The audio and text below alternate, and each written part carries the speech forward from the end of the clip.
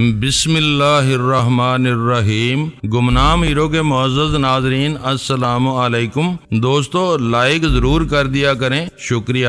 آئیے چلتے ہیں کہانی کی طرف۔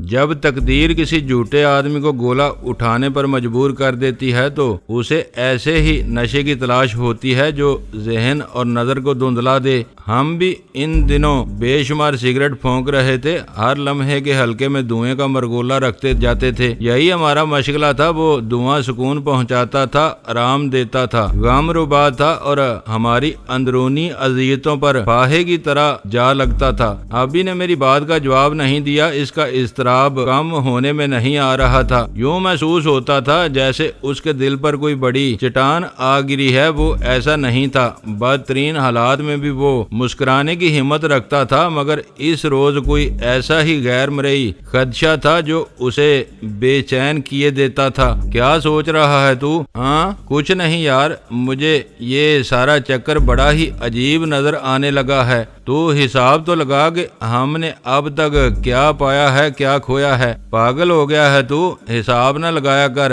وہ تو میاں نے ہی کہہ رکھا ہے کہ زمانے کی قسم انسان خسارے میں ہے اور اس میں شک کی تو کوئی گنجائش ہی نہیں ہے۔ وہ تو ٹھیک ہے، پر جلانی یہ ہم کس مشقت میں پھنسے ہیں اور کس لیے؟ برائی کے تعاقب میں ہے، یہی کہنا چاہتا ہے تو؟ میں ایسا نہیں سمجھتا۔ آدم خور چیتے سے بستی کو خالی کر کے بھیڑیوں سے نپٹ لینا آسان ہوتا ہے، اور ہم تو لوٹ جانا چاہتے ہیں اپنی بستی ادنا حسیتوں کی طرف سے۔ تو کوئی محل کھڑا کرنا چاہتا ہے؟ نہیں جلانی، میں نے تو کبھی سوچا بھی نہیں۔ مجھے تو الماس سے اپنی منگنی بھی اب اچھی نہیں لگتی۔ تو مجھے بتا کہ اس چوری چکاری اور لوٹ مار کے دھندے میں تو کیسے پڑ گیا تھا؟ صحیح بتانا۔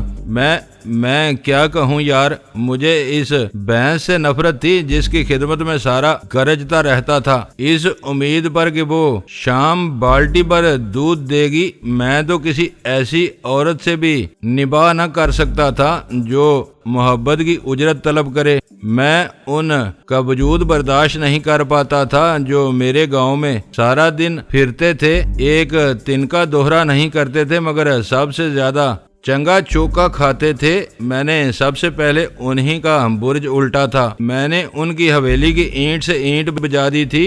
3 گاؤں میں ان کی ملکیت تھی۔ کسی کو سر اونچا کر کے وہ اپنے سامنے نہیں چلنے دیتے تھے۔ یہ تو ہوتا ہی آیا ہے اور ہوتا ہی رہے گا۔ اب میں بھی اسی نتیجے پر پہنچا ہوں جلانی کہ ہم تو اس کا ایک بھی راستہ بند نہیں کر سکتے۔ میں نے جو کچھ لوٹا اپنے ارد گرد ان گنت غریبوں میں بانٹ دیا، مگر ان کے دکھ تو ویسے کے ویسے رہے، ان کے زخم تو ہرے کے ہرے رہ گئے۔ سبرانوں نے نئی حویلیاں بنا لی، نئے وارث پیدا کر لیے جو اپنے پیش رووں سے کہیں ظالم اور سفاک ہیں۔ میں سوچتا ہوں مجھے کیا ملا؟ میں تو اور سکڑ گیا۔ میں جو ایک اکائی تھا، اس راہ پر چل کر نقطے کی صورت اختیار کر گیا، اور اب مجھے محسوس ہو رہا ہے جیسے میں مٹنے کی منزل میں گھوم رہا ہوں۔ جس برائی نے مجھے بدی پر اکسایا وہ تو اور اونچی اٹھ گئی، سمر بار ہو گئی۔ آبی کا لہجہ بہت ہی زخم خوردہ تھا، اسے میں نے کبھی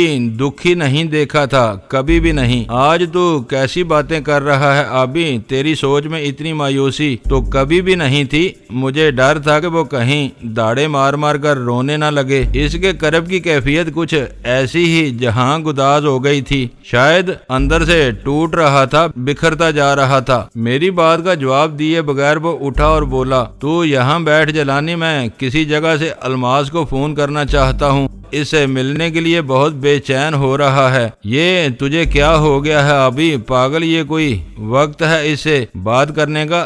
دیکھ تو کتنا آزردہ ہو رہا ہے تو۔ اس لیے تو میں اس سے بات کرنا چاہتا ہوں، شاید میرے دل کو اس کا کوئی بول تسکین دے سکے۔ تو ادھر بیٹھ، میں بس ابھی آ جاؤں گا۔ تو چل پھر میں بھی تیرے ساتھ چلتا ہوں۔ نہیں، تو بہت تھکا ہوا ہے اور پھر پتہ نہیں میں اس سے کیا کہوں۔ تو خواہ مخواہ میرا مذاق اڑاتا رہے گا، اور ویسے بھی میاں بیوی کی بات میں یہ دخل اندازی ہوگی۔ وہ بہت سنجیدہ ہو گیا تھا۔ تو جا پھر گھس جا اس کی بغل میں۔ شاعر نے وہ بات شاید تیرے جیسے کے لیے ہی کہی تھی۔ ہائے کمبخت کو، किस वक्त खुदा याद आया, मैंने चिढ़ कर कहा। आबी का मगज खराब होता जा रहा था। हम दोनों इतने सारे चरके सहकर इस शां करते मसाइब के दरिया को अबूर करते हुए मंझदार में पहुंचे थे कि इसके हौसले की रस्सी टूटने लगी थी। उसने फीकी सी मुस्कुराहट लबों पर सजाकर ब्रीफ केस में से नोटों की एक गड्डी निकाली और बोला, बुरा ना मनाना जलानी, मेरी तबीयत पर अजीब सा बोझ पड़ रहा है, इससे बात कर लूंगा तो ठीक हो जाऊंगा, वो ऐसी ही है, वो आराम जा।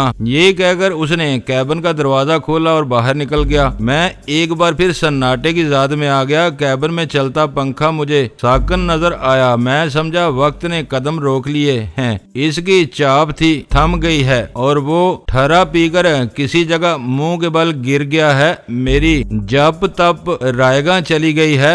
मेरे सर पर ना दस्तार रह गई थी, ना बदन पर जामा। अफसरदगी और असाब शिकनी की इस जटास ने आबी ही को नहीं मुझे भी रौंद डाला था। मेरे सर पर तकदीर को एक और चाकी लगाने की मोहलत मिल गई थी। आबी ठीक कह रहा था। हम दोनों सिमट सुकड़ कर नुक्तों की सूरत इख्तियार कर गए थे और अब कोई दम जाता था कि हम मादूम होने को थे। एहसास यही हो रहा था। हमारे पास तो सिर्फ हौसले का हथियार था, वही हमसे छिना जा रहा था। बिस्तर पर लेटा मैं कितनी ही देर तक उस सागन पंखे पर नजरें जमाए सोचता रहा कि ये सब कुछ हो कैसे गया। हम अपने उस बदतरीन दुश्मन को यूं बिन लड़े बिन मारे कैसे छोड़ आए। हमें तो वहां से निकलने से पहले उन सब को गोलियों से छलनी कर देना चाहिए था। मेरे इंतकाम की आग तो जब ही बुझ सकती थी, मगर हम दहशतज़दा बच्चों की तरह अपना सबसे बड़ा इनाम इस कोठी में छोड़ आए थे। हमने पीछे मुड़कर इनको देख लेने की भी हिम्मत नहीं की थी। वो लम्हा कसवटी बन गया था जिसमें हमारे हौसले और हमारी हिम्मत शायद हमेशा के लिए परखी जा चुकी थी। मैं शायद आबी की नजरों में बहुत ज्यादा गिर गया था, क्योंकि उन लोगों से इंतकाम तो सिर्फ मुझे लेना था। उनके दिए हुए जख्म तो मुझे ही उनको लौटाने थे। आबी को तो उनसे कोई शिकवा नहीं था।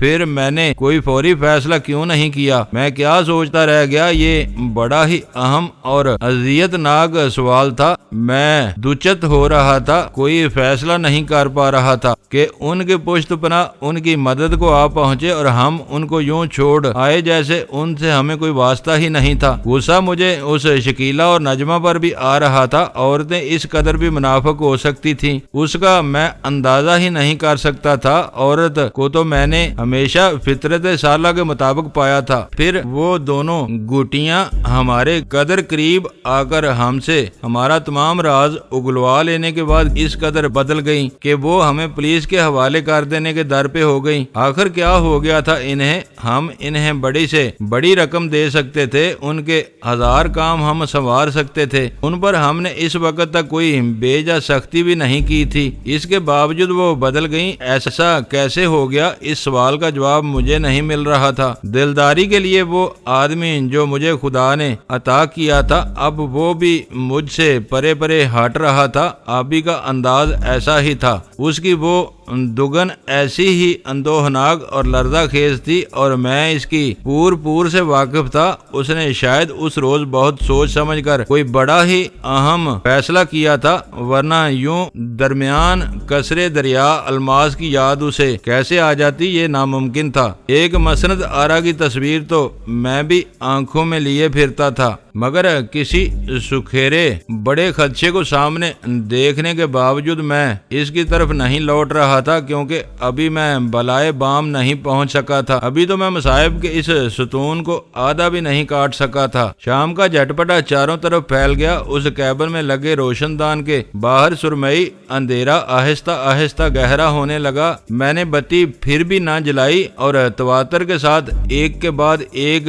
सिगरेट फूंकता चला गया। कैबिन कुछ यूं बनाया गया था कि होटल का शोर अंदर नहीं पहुंच सकता था। अभी अपने पीछे जिस अफसरदगी کی لہر چھوڑ گیا تھا۔ وہ مجھے بھی شرابور کرنے لگی تھی۔ اس وقت سورج غروب ہو رہا تھا کہ کیبن کا دروازہ یوں کھلا جیسے کسی نے ٹھہرے ہوئے پانی میں اینٹ دے ماری ہو۔ سناٹا تڑاک سے ٹوٹ گیا۔ مردان شاہ افراتفری میں اندر داخل ہوا اور بولا، یار جی وہ آپ کا یار پیرزادہ، کیا ہوا اسے؟ یہ تیرا رنگ کیوں اڑ رہا ہے؟ میں نے بستر سے اچھل کر اسے جھنجھوڑ دیا۔ کچھ نہ پوچھ یار، میں اس کے ساتھ ٹیلی فون کے دفتر تک گیا تھا۔ اس نے لاہور کسی سے بات کرنی تھی۔ وہاں سے جب ہم واپس آ رہے تھے تو سامنے سے آتی ہوئی ایک گاڑی کی سائیڈ اسے لگ گئی۔ پیرزادہ نیم جان ہو کر سڑک پر گرا تو گاڑی والوں نے فوراً ہی اسے گاڑی میں ڈالا اور ایک آدمی بولا اسے اسپتال لے چلو، اس کو زیادہ ہی چوٹ لگ گئی ہے۔ پیرزادہ بالکل ہی بے ہوش ہو گیا تھا۔ میں نے بھی ان کے ساتھ بیٹھنا چاہا مگر انہوں نے میری بات ہی نہیں سنی اور اسے لے کر بھاگ نکلے۔ میں چند منٹ تک ان کے پیچھے دوڑا مگر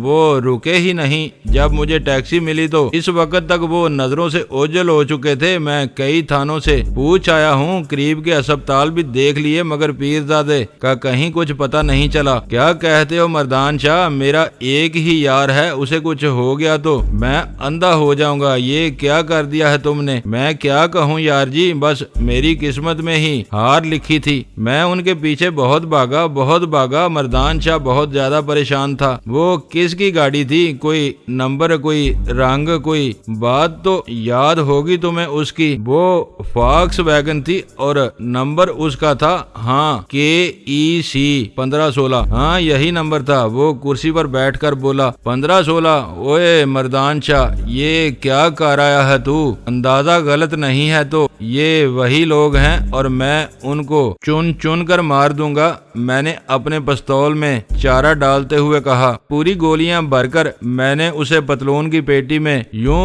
لیا کہ وہ چلنے میں بھی نظر نہیں آ سکتا تھا۔ وہ میرا نیا چپ شاہ 1516 نمبر ہی اس فاکسی کا تھا جو ہم نے سواد خان سے چھینی تھی۔ تم کن لوگوں کی بات کر رہے ہو؟ کس پر شبہ ہے تمہیں؟ یہ وہی ہیں جنہوں نے تیرے بھتیجے کا گردہ بھون کر کھا لیا ہے مگر تو نہیں سمجھ سکے گا یہ بات۔ یہ دیکھ، یہ میرا بریف کیس درا ہے یہاں، اس میں نقدی اور میری دوسری چیزیں بری ہیں، ان کو سنبھال کر رکھ۔ مجھے ہر قیمت پر آج اور ابھی اپنے یار تک پہنچنا ہے۔ کوئی گڑبڑ کی بات تو نہیں ہے؟ میں چلوں تمہارے ساتھ؟ نہیں، تم ادھر ہی بیٹھو۔ اگر کوئی میرے بارے میں پوچھے تو کچھ مت بتانا اور یہ بریف کیس بھی کسی کے حوالے مت کرنا، ٹھیک ہے؟ تم بے فکر رہو، اس کو تو میں سنبھال لوں گا۔ بس ٹھیک ہے، اپنا کوئی قریب کا فون نمبر بتا دو۔ ہاں وہ تو ہے، یہ ساتھ کی دکان میں لگا ہے۔ یہ کہہ کر اس نے مجھے ایک نمبر بتا دیا۔ اسے ذہن میں دہراتے ہوئے میں اس کے ہوٹل سے نکل کر سڑک پر جا ٹھہرا۔ میرے دماغ میں عجیب سی سرخ رنگ آندھی چلنے لگی تھی۔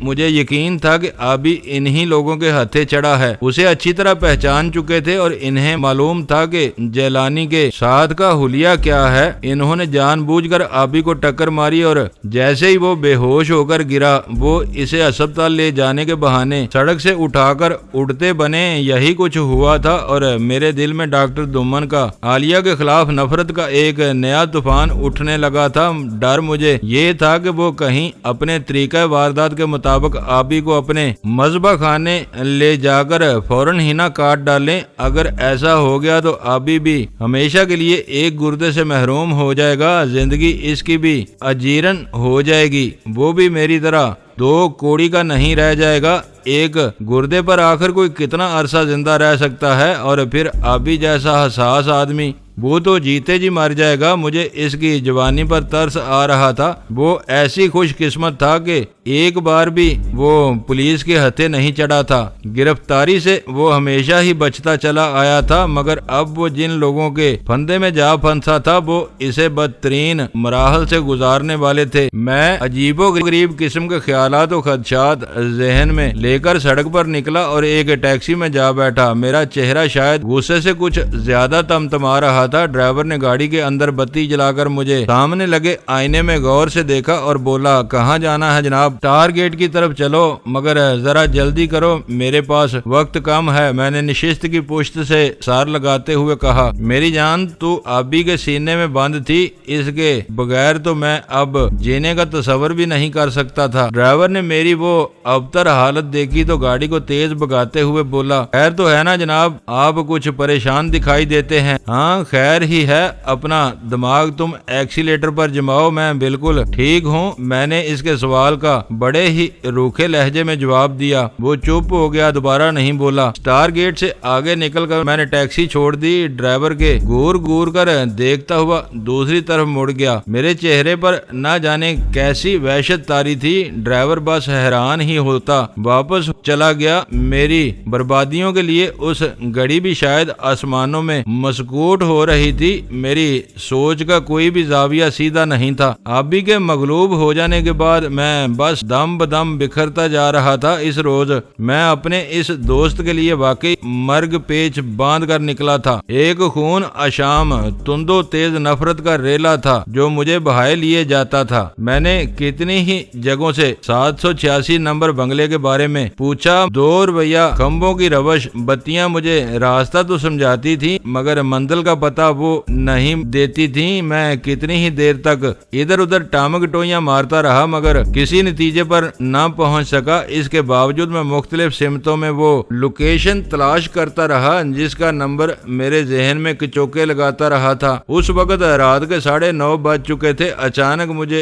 एक ऐसा आदमी अपने सामने चलता नजर आया जिसकी सूरत मुझे देखी बाली मालूम हुई थी। मैं तेजी से इसके करीब जा पहुंचा। वो हाथ में साइकिल लिए जा रहा था। जब मैं इसके करीब पहुंचा तो मुझे मालूम हुआ कि इसके साइकिल के टायर से हवा निकल चुकी थी। चंद कदम इसके साथ चला तो मुझे यकीन हो गया कि इसका नाम हफीज है। वही हफीज जिसको मैं अल शफक में देख चुका था। वो अपनी धुन में नस्त घुसी तरफ देखे बगैर चला जा रहा था। अब मेरी मुश्किल आसान होती नजर आ रही थी। वो यकीनन 786 की सिमत रवां दवां था। इसको मुखातब करने के बजाय मैंने अपनी रफ्तार धीमी कर ली। अब मैं उससे 2 कदम पीछे रहकर उसका ताक़ब कर रहा था। वो आदमी चलता ही रहा यहाँ तक कि कोठियों की कतारें खत्म हो गईं। सामने छोटे छोटे कवाड़ दिखाई दिए और मैं इस नतीजे पर पहुंच रहा था कि वो आदमी वहीं रिहाइश पजीर है। वो एक तंग सी गली में दाखिल होकर 5वें दरवाजे पर रुका और इसके तख्ते पर साइकिल का अगला पहिया मारकर अंदर जा घुसा। मैं गली की नुक्कड़ पर ही ठहर गया था। चंद लम्हों के तौक़ुफ़ के बाद मैं गर्दो पेश का जायजा लेता हुआ इस दरवाजे पर जा ठहरा। मेरी दस्तक पर वो मानक तेजी से बाहर निकला और मुझे अपनी दबीज आंखों के शीशों में से घूरते हुए बोला, फरमाइए जनाब, किससे मिलना है आपको? मैं हफीज साहब से मिलना चाहता हूँ जनाब। हफीज तो मेरा ही नाम है, फरमाइए मैं आपकी क्या खिदमत कर सकता हूँ। वो मुझे बिल्कुल भी पहचान नहीं रहा था। खिदमत के लिए तो मैं हाजिर हुआ हूँ जनाब, अगर कहें बैठकर मेरी बात सुन ले तो नवाजिश होगी। मगर काम क्या है हजूर, आपको कुछ बताइए तो सही। वो रिक्रूटिंग का चक्कर है ना जनाब, मैं इस सिलसिले में हाजिर हुआ हूँ, आपकी खिदमत के लिए आया हूँ। ओह आइए अंदर आ जाइए, ये बड़ा ही सत्यानाश किस्म का काम है। मेरा तो दिन रात का चैन खत्म हो गया है। वो बड़े ही जले कटे लहजे में बोला और अंदर को चल दिया। इसका वो 2 कमरों का कवाड़ खासा साफ सुथरा था और बीवी इसकी पर्दे की कायल नहीं थी। मेरा ख्याल है कि मेरे ऐसी असामियां उसके पास पहले भी आती रही थीं। वो मुझे कमरे में ले जाकर कुर्सी पर बिठा चुका तो इसकी बीवी दरवाजे में आ ठहरी, बोली, मुन्ने के अब्बा शरबत भेज दूं? हाँ 2 गिलास बना दो, जरा बर्फ ज्यादा डालना, गर्मी ने पागल कर दिया है। ये कहकर उसने अपनी ऐनक के शीशे रुमाल से साफ किए और बोला, इफ्तारी का वक्त तो गुजर चुका है, कर आप पसंद फरमाएं तो खाना खा लें। जी नहीं, इतने तकल्लुफ की जरूरत नहीं है हनीफ साहब, मैं दरअसल ये मालूम करना चाहता था कि किसी और आदमी को भी आप सऊदी अरब भिजवा सकते हैं कि नहीं। मैं आपको मुंह मांगे दाम दे सकता हूँ। वो मुस्कुराने लगा, ऐनक को बल्ब के रुख पर शीशों का जायजा लेते हुए बोला, बड़ी मुसीबत है साहब, मैं किस किस की सिफारिश करूँ? अलवी صاحب سے اب وہ کم از کم 15,000 طلب کرتے ہیں۔ ویسے گنجائش تو ہر کام میں رکھنی ہی پڑتی ہے، اگر آپ 15,000 دے سکیں اور اس میں 5,000 اور جمع کر دیں میرے لیے تو میں آپ کی سفارش کر سکتا ہوں، مجھے منظور ہے، میں یہ رقم دے دوں گا۔ الوی صاحب سے ملاقات ہو سکتی ہے اس وقت؟ نہیں، وہ تو ادھر نہیں رہتے، آج کل وہ سعودی عرب میں ہیں، بس 2-4 روز میں واپس آ جائیں گے۔ میں نے سنا ہے کہ ادھر بنگلہ نمبر 786 میں رہتے ہیں وہ۔ جی نہیں، وہاں تو ڈاکٹر انور سیال رہتے ہیں، مگر وہ بڑی سخت مصیبت میں ہیں، بدماشوں نے انہیں اغوا کر لیا تھا، ان کی بیگم سمیت۔ آج صبح پولیس نے انہیں بچا تو لیا ہے، مگر وہ دونوں سخت بیمار ہیں اور اب جناح اسپتال میں پڑے ہیں، زخمی ہو گئے تھے وہ۔ نہیں، بدماشوں نے انہیں زہر کی گولیاں کھلا دی تھیں کھانے میں ڈال کر، جب پولیس ان تک پہنچی تو وہ دونوں بے ہوش تھے۔ یہ تو بہت برا ہوا حفیظ صاحب، سنا ہے وہ بیچارے تو بہت ہی اچھے آدمی ہیں میری طرف سے۔ بہرحال آپ یہ 500 روپے رکھ لیں، آپ کے بچوں کے لیے میں مٹھائی نہیں لا سکا، مجھے یقین نہیں تھا کہ میں آپ کے گھر کو ڈھونڈ لوں گا، مگر پوچھتا تو آدمی خدا تک بھی پہنچ جاتا ہے۔ یہ کہہ کر میں نے جیب سے نوٹوں کی گڈی نکال کر 100 کے 5 نوٹ اس کے سامنے تپائی پر رکھ دیے۔ اس کی بیوی عین اسی وقت کمرے میں داخل ہوئی، وہ ایک ٹرے میں شربت کا جگ اور گلاس دھر لائی تھی۔ اس نے بھی وہ نوٹ دیکھ لیے تو بڑے چمکیلے لہجے میں بولی، یہ لیں منع کے ابا، پر یہ نوٹ کیسے ہیں؟ یہ تو پرے ہٹاؤ، یہ صاحب بچوں کی مٹھائی کے لیے دے رہے ہیں، سعودی عرب جانا چاہتے ہیں، اسے تو بھجوا دو نا ان کے منع کے ابا، اتنے شریف آدمی نظر آوے ہیں۔ ہاں بھجوا دیں گے، اب تم بھی سفارش کرتی ہو تو انکار نہیں کیا جا سکتا۔ یہ لو، یہ نوٹ رکھ لو، ان سے میں 5,000 ہی لے لوں گا۔ حفیظ نے نوٹ اپنی بیوی کے ہاتھ میں تھما دیے، وہ فوراً ہی مچلتی ہوئی باہر نکل گئی۔ اس کی تو عید ہو گئی تھی، حفیظ بھی بہت خوش اور ممنون نظر آتا تھا۔ اس کا مطلب یہ ہوا کہ ڈاکٹر سیال سے ابھی آپ بات نہیں کر سکیں گے؟ نہیں جی، یہ کام تو میں قربان صاحب سے ہی کروا لوں گا، مگر ان پر حملہ کس نے کیا ہے؟ پتہ نہیں کون بدماش تھے، وہ پولیس کو بھی گونچا دے گئے۔ شام کو ایک اور گل کھلا ہے، خدا جانے کیا ہونے والا ہے، ہر طرف اندھیر مچا ہے۔ اور کیا ہوا ہے؟ ان پر کوئی اور حملہ ہو گیا ہوگا؟ جی نہیں، بھلے کا تو سما ہی نہیں ہے۔ ڈاکٹر سیال کلینک کے ملازم ہے اکبر، وہ آج ادھر ڈرگ روڈ پر سے اپنی گاڑی میں جا رہا تھا، ایک فاکسی ہے اس کے پاس، میں بھی اس کے ساتھ تھا، اور سیفی بھی وہ ڈاکٹر صاحب کا ملازم ہے، الوی صاحب کے ساتھ کام کرتا رہتا ہے۔ راستے میں ایک جوان ہماری گاڑی سے لگ کر گرا اور بے ہوش ہو گیا، ہم نے اٹھا کر اسے گاڑی میں ڈالا، اسپتال پہنچا دیں گے تو اس کا علاج ہو جائے گا۔ اسے ہم سیدھے یہاں 786 میں لے آئے، ایک چھوٹا سا اسپتال بنا رکھا ہے یہاں سیال صاحب نے۔ ہم نے اسے گاڑی سے نکالا، وہ بفر کر اٹھ کھڑا ہوا، اس کے پاس بھرا ہوا پستول تھا، اس نے چھوٹتے ہی اکبر میاں پر گولی چلا دی، جو سیدھی اس کی ران میں لگی، وہ تڑپ کر گرا تو اس نے ہم دونوں کو پستول کی زد میں لے لیا، بولا چلو اندر مجھے یہ کوٹھی دکھاؤ۔ بڑی گندی گالیاں بک رہا تھا وہ، ایسا گندا ذہن آدمی میں نے آج تک نہیں دیکھا۔ میرا خیال ہے کہ وہ سالہ جان بوجھ کر ہماری گاڑی سے ٹکرایا تھا اور بے ہوشی کا بہانہ کر کے ہمارے اوپر سوار ہو گیا تھا۔ پستول دیکھ کر میرے تو پسینے چھوٹ گئے صاحب، ایسی مار داڑ تو ہم نے کبھی فلموں میں دیکھی تھی۔ سیفی اور میں ہاتھ اٹھا کر اس کے آگے چلتے ہوئے کوٹھی میں جا گھسے۔ اس وقت وہاں ڈاکٹر عالیہ کی ایک سہیلی وردہ اور 2 خادمائیں موجود تھیں۔ وردہ کو اس بدبخت نے دیکھتے ہی دبوچ لیا، بولا تیری تلاش میں تو میں بہت دنوں سے پھر رہا تھا۔ وہ لگتا تھا جیسے وہ اسے پہلے سے جانتا تھا، مگر اس کمینے کو وردہ بالکل ہی نہیں جانتی تھی، وہ بیچاری نیم جان ہو گئی۔ ہم سب کو اس بدبخت نے آگے لگا لیا، پستول کی دہشت تو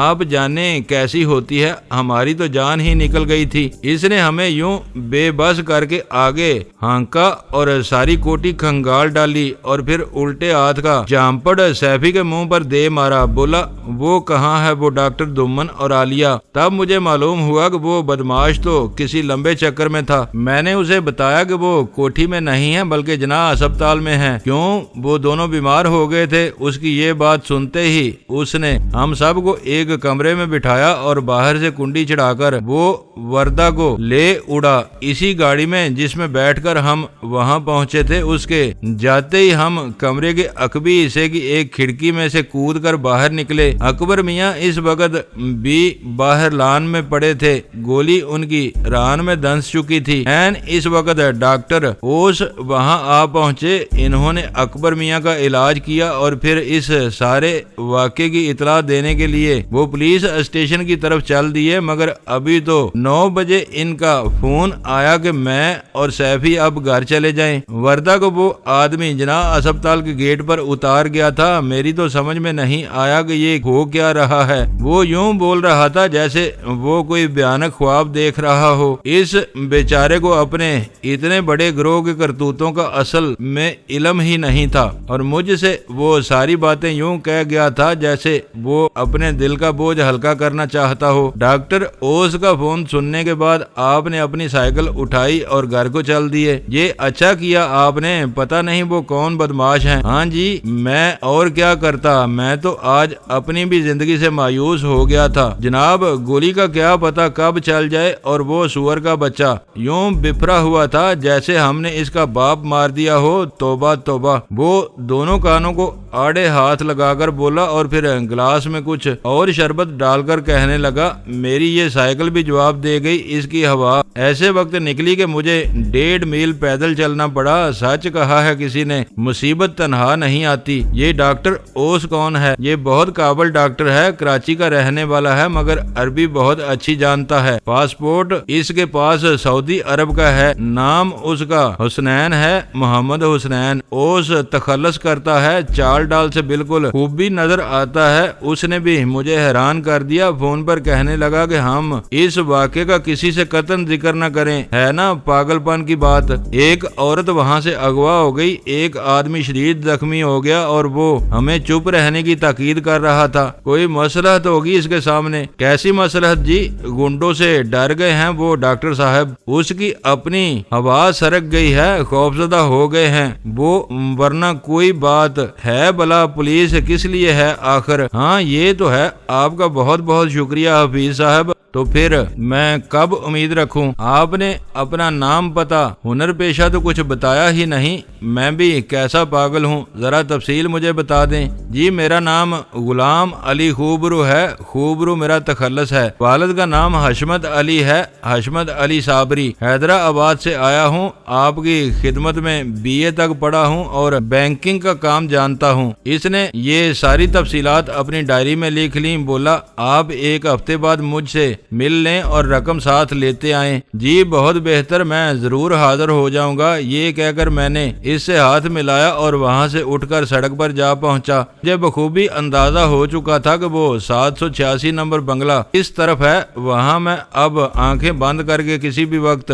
پہنچ سکتا تھا۔ وہ ایک لجلجی سی مایوسی جو میرے ذہن سے چپک کر رہ گئی تھی اب دھل چکی تھی۔ میں بڑے پاپی نیچ بہادروں کی طرح اکڑ کر چلتا ہوا بڑی سڑک پر پہنچا اور ٹیکسی میں بیٹھ کر سیدھا مردان شاہ کے پاس جا پہنچا۔ اس کا ہوٹل ان دنوں رات کو زیادہ چلتا تھا، مگر وہ کاؤنٹر پر موجود نہیں تھا۔ اس کے ملازم نے بتایا کہ وہ کیبن میں بیٹھا ہے۔ اندر جا کر میں نے کیبن کا دروازہ کھولا تو سامنے کرسی پر آبی کو بیٹھے دیکھ کر میری جان میں جان آ گئی۔ وہ اس وقت یہ بڑا سا آم کاٹ کاٹ کر کھا رہا تھا۔ مردان شاہ اس کے قریب ہی دوسری کرسی پر بیٹھا سگریٹ کے مرگولے بنا رہا تھا۔ یار شکر ہے کہ تو مجھے زندہ سلامت مل گیا، ورنہ آج اس سیال کے بنگلے کو آگ ہی لگا دیتا۔ تو شجر کاری کے لیے گیا ہوا تھا، کہاں سے آیا ہے اس وقت؟ لے یہ آم کھا، بہت ٹھنڈا ٹھار آم ہے۔ تو یہ آم خریدنے گیا ہوا تھا؟ تیری ساری کارروائی کا مجھے پتہ چل گیا ہے، پر اس حماقت کی کیا ضرورت تھی؟ اپنے اس پیر زادے نے تو میری بھی جان نکال دی تھی یار جی۔ ابھی تھوڑی دیر پہلے واپس آیا ہے پر مجھے کچھ نہیں بتا رہے ہیں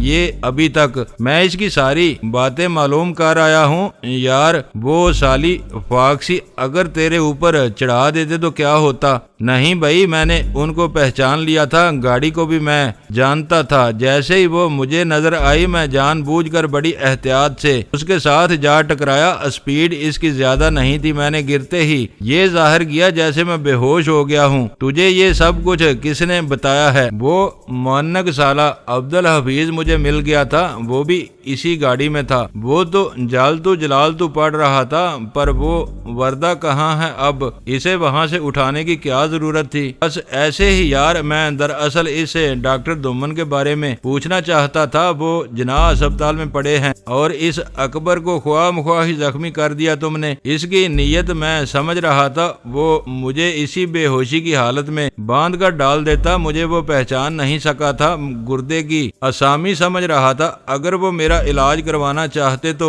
کسی قریبی اسپتال میں نہ لے جاتے؟ اس کو مزہ چکھانا بہت ضروری تھا۔ وردہ نے کچھ بتایا ہے تمہیں؟ ہاں، تکریم کے فلیٹ کی نگرانی کی جا رہی ہے، اسے پولیس نے جان بوجھ کر چھوڑا ہے، محض چارے کی صورت میں۔ اچھا ہوا ہم ادھر نہیں گئے۔ وردہ کو میں نے اسپتال کے گیٹ پر گاڑی کے ساتھ چھوڑ دیا تھا۔ میں اس کو سواد خان کی فاکسی میں ڈال کر لے گیا تھا۔ تکریم کو یہاں سے چلے جانا چاہیے اور ہمیں بھی یہ ٹھکانہ چھوڑنا ہوگا۔ میں نے آم کے قتلے پر منہ مارتے ہوئے کہا، وہ بہت ہی لذیذ آم تھا۔ نہیں یار، اس جگہ تک وہ نہیں پہنچ سکتے ہیں۔ کسی کو تکریم کے سوا علم ہی نہیں ہے کہ ہم یہاں ٹھہرے ہیں۔ آبی کی یہ بات سن کر مردان شاہ بولا، جیلانی ٹھیک کہہ رہا ہے، آپ کی باتیں میری سمجھ میں آ رہی ہیں۔ یہ رات آپ کسی اور جگہ گزار لیں، پولیس کے لوگ بھی میرے ہوٹل آتے رہتے ہیں۔ اس کے لہجے میں تشویش نمایاں ہو گئی تھی۔ اسی کیفیت میں وہ گھبرا کر اٹھا اور کہنے لگا، میں باہر بیٹھا ہوں، ہمیں بہت چوکس رہنے کی ضرورت ہے۔ تم لوگوں نے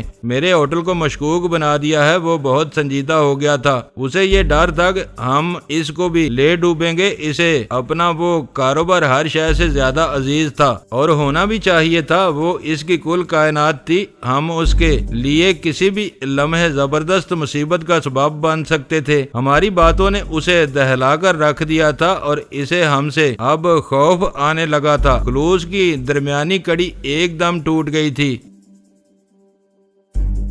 دوستو، ویڈیو کو لائک ضرور کر دیا کریں۔ ISI پاک آرمی زندہ باد، پاکستان پائندہ باد۔ معزز ناظرین، اپنا خیال رکھیے گا اور اپنے اس چینل کا بھی شکریہ۔